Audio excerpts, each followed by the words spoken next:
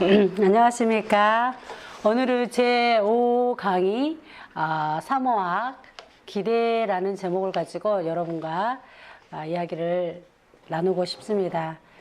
이 기대에 이 사모님께서 도나 에스컬 사모님이 쓰셨는데 이 기대라는 것은 하나님의 중심의 기대 OR 또는 스스로 만든 기대를 가지고 제목을 붙이셨는데, 제가 많은 사람들이 목사님 아내라 하면은 특별한 시각을 가지고 바라보는 경향이 많습니다.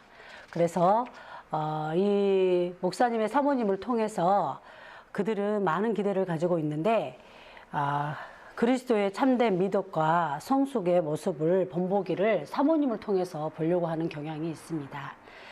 그래서 최악의 경우에는 사람들은 자신이 생각하는 그리스도인의 행동과 기준에 맞지 않았을 때에는 비판하고 지켜보는 경향이 많습니다. 그래서 사모님들이 스트레스를 많이 받을 수 있는 위치에 있습니다. 왜냐하면 교회에서 성도도 아닌 것이 성도이면서도 또 성도의 자리가 아니고, 그렇다고 장로의 자리도 아닙니다.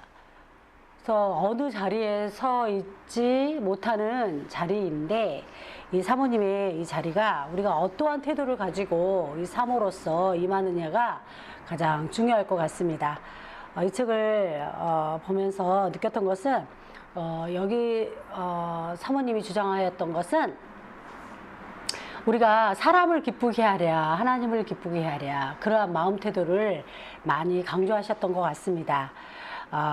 우리의 말과 행동 또 태도 옷차림을 통해서 많은 사람들에게 관찰이 되고 평가되는데, 이분은 우리가 하나님 앞에서 우리 하나님의 중심을 가지고 사모로서 자신감을 가지고 또 확신을 가지고 서는 것이 중요하다라고 했습니다. 그래서 저도 이 말씀에 참 동의를 하고 있고요. 또 예수님께서 우리에게 겸손을 본보기로 보이셨던 것처럼 이 사모님들도 성도들에게 향하여서 인정받고 그러기보다는 겸손한 마음으로 예수님이 섬기셨던 것처럼 섬기는 자세가 중요하지 않을까라는 생각을 하게 되었습니다. 그래서 우리가 사모로서 가져야 되는 기본 원리가, 첫째는 예수 그리스도의 안에서 확신을 가지는 것이 중요하다고 말씀하셨고, 또 어느 것에 뭐 평가나 기대에 얽매이지 않고 주님의 말씀에 순종하는 그런, 또 내가 예수 안에 있다는 거, 하나님의 자녀 됐다는 거, 또 제사함을 받았다는 거, 이러한 구원의 확신을 가지고 또 사람의 종이 아니라 하나님의 종이라는 마음과 함께 나아가는 것이 올바른 방향이라고 말씀을 하셨습니다. 그 다음에는 궁극적인 목표에 집중하십시오, 이렇게 말씀하셨는데, 그 궁극적인 목표가 우리가 무슨 목적을 위해서 살아가느냐는 거죠. 근데 사람의 목적은 하나님의 형상을 입었으므로 우리 하나님의 영광을 위하여 살아야 된다. 그래서 하나님의 형상을 따라 거룩한 목적으로 부여받은 존재인데, 우리가 사모로서 우리가 하나님의 말씀에 즐거워하고 그분을 영화롭게 하는 것이 중요하고, 또 부르심에 마음을 새기고 신중하게 헌신해야 된다고 했습니다. 이곳에서 헌신이라는 것은 아내로서, 한 남편의 목사의 아내로서의 소명을 가지고 충실해야 되고, 그 다음에 중요한 것은 어머니로서 그 자리에 서는 것이 중요하다고 했습니다. 예를 들어서 사모들은 은사가 다양하게 많을 텐데, 교회 안에서 그 사모로서 역할을 함에 있어서 가정을 내팽개치고 교회 안에서의 사역만 열심으로 한다면은 그건 잘못됐다고 강조를 하시고, 그 다음에 교회 일보다도 가정이 먼저다라는 우선순위가 있었습니다.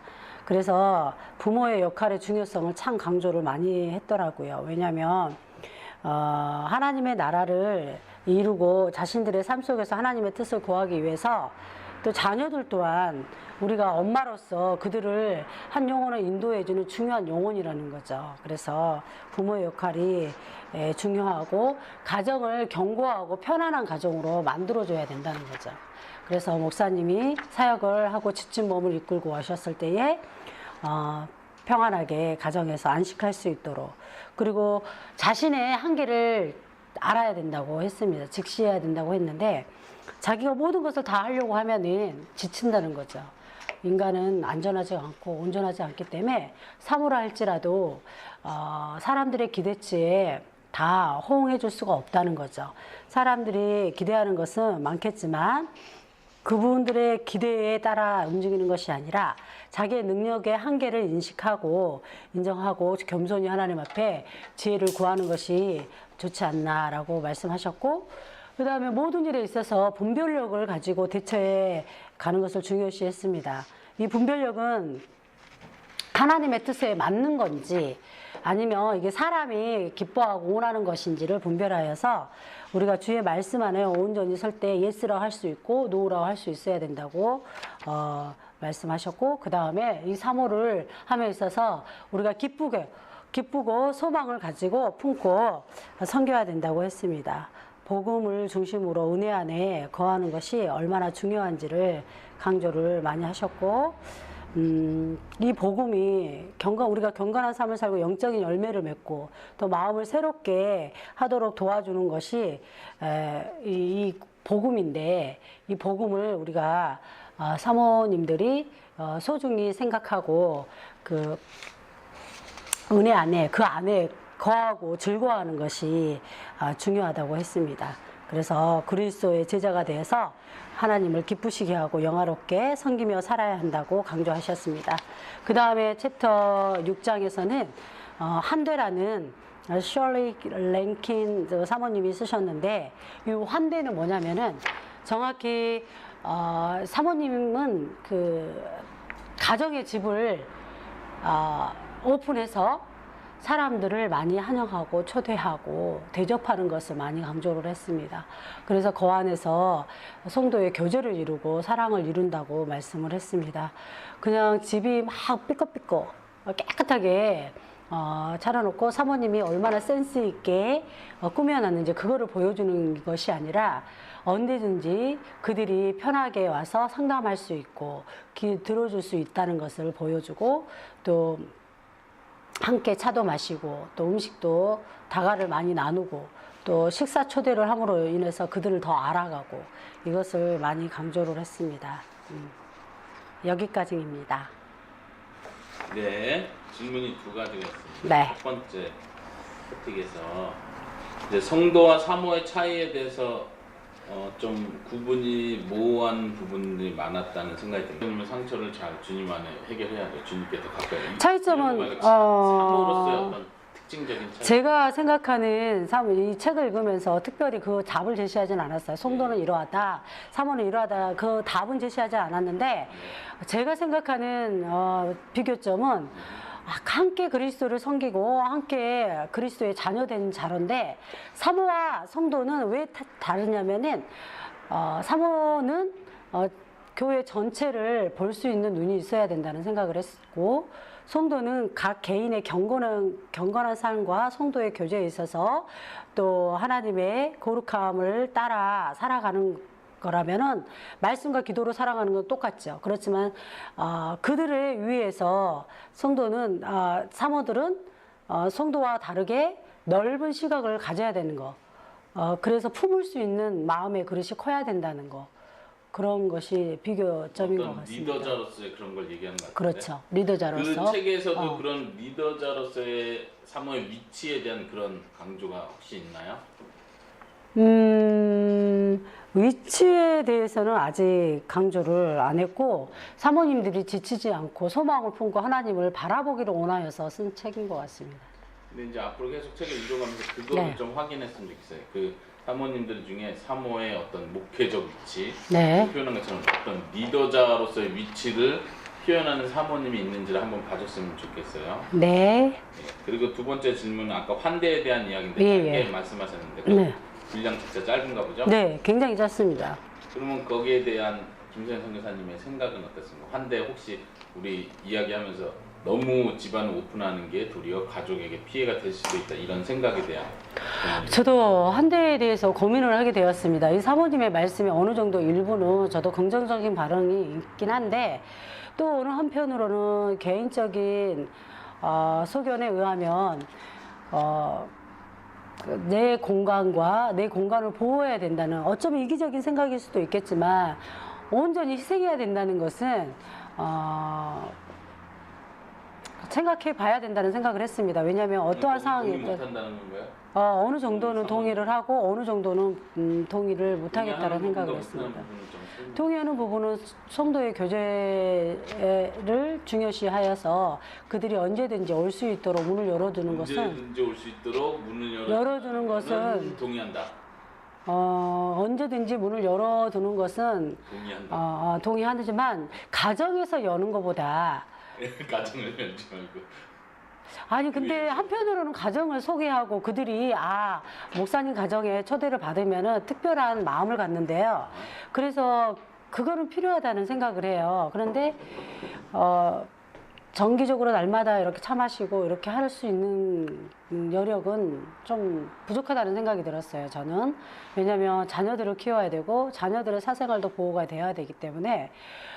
외국 집처럼 큰 것도 아니고 거실과 또 식당이 따로 구분된 것도 아니고 저희 집 같은 경우는 너무나 협소하기 때문에 우리가 그 편안하게 이야기를 나눌 수 있는 공간이 없습니다. 왜냐하면 아이들이 아직 어리고 또 방해가 될 수가 있거든요. 그래서 참 그거에 대해서는 고민을 해야 된다는 생각을 마인드의 했습니다. 문제가 아닐까 하는데 오픈하겠다는 마음이 있으면 오픈은 합니다. 집안이 좁고 방이 하나라도 가난한 집이라도 마인드가 있으면 오픈할 수 있다 항상. 저는 오픈 마인드지만 때로는 여러 가지 경향을 우리 특수적인 우리 문화 한국 문화의 특성상으로서는 어느 때나 와도 된다라고 생각은 않습니다. 그 사모님의 말에 동의하지 않는 거죠. 예, 사실은 예. 어떻게 보면 서양 사람들이 외부 사람을 집에 초대하는 게 더 어려워요. 한국 문화가 도리어 더 초대가 쉬운 거지. 서양 사람들은 우리가 지내봤지만 쉽게 자기 집을 오픈하지 않는 거거든요. 서양 사람들이 도리어. 이 그런 사모님은 면에서 이제 어떤 패러다임의 전환을 얘기하는 거지. 그 서양 문화가 본래 초대를 좋아하니까 초대한다 이런 분위기는 아닌 것 같아요. 근데 이 사모님은 막 장치상을 차려서 초대하는 것보다도 간단한 거 하나라도 초대해서 나누고 또 그거를 참 중요시 생각을 하고 또 그 초대한 날짜나 메뉴 같은 것도 다 기억해 놓고 기록해 두시더라고요. 그래서 어떤 사람은 알레르기 반응이 뭐 있으며 그 사람들에게 세밀한 관심을 가진다는 거 중요한 것 같아요. 그게 좀 새어 나갔다든가. 그럴까요? 그래서 중요한 것은 교회 초대해서 그냥 나눔만 하는 것이 아니라 말씀과 은혜를 나누더라고요. 간증 이렇게. 그러면서 하나님이 어떻게 일을 하셨다. 그거를 많이 포인트를 주셨어요. 그냥 먹고 마시는데 우리는 가면 먹고 마시고 그치고 그냥 가는데 여기에서 내용들은 설교 내용 그리고 그분들의 안부를 묻고 또 하나님의 누군가에 대해서 적용할 점은 우리가 모임에 있어서 더 하나님의 은혜를 많이 나누는 것이 중요해요. 집에서도 그렇고 밖에서도 그렇고. 그런데 이거를 조금 집 초대하는 문제 실질적으로 생각해 봐야 돼요.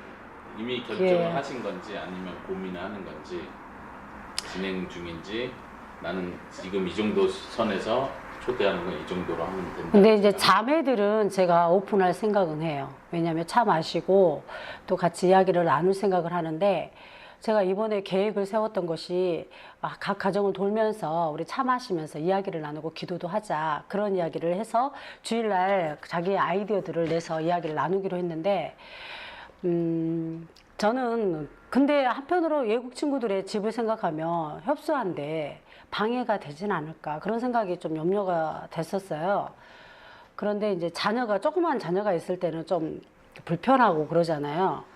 그래서 우리 집을 과연 내가 아이들도 있는데 이분들이 오셔서 정말 편안하게 이야기를 나눌 수 있을까 생각해 보니까 저는 이제 아이들을 엄마 집으로, 어머니 집으로 보내고 편안한 가운데 이렇게 이야기를 나눌 수 있는 분위기를 만들 수 있겠다라고는 생각을 했는데, 다른 사람들을 생각해 보니까 좀 힘들지 않나라는 생각이 들더라고요. 그래서 그런 것도 참, 꼭 지울 필요가 있나요? 그런 데서 해도 될 것 같은데. 레슨은 현실적이네요. 아하하. 그런데 이제 그 가정에 가서 기도해주고 그 가정 상황도 돌아보는 것도 나쁘진 않다라는 생각을 하는데, 일단은 먼저 각 가정에서 모이는 것보다 먼저 교회에서 모이는 것을 좀 한 다음에 가정을 돌아야 되지 않을까, 그런 생각을 했습니다. 더 신축해진 다음에. 그런 부분에 대해서 구체적으로 계획을 하고 결심을 하시기 바랍니다. 예, 네, 알겠습니다. 오늘 수고하셨습니다. 네, 감사합니다. 완벽하게 잘하셨습니다.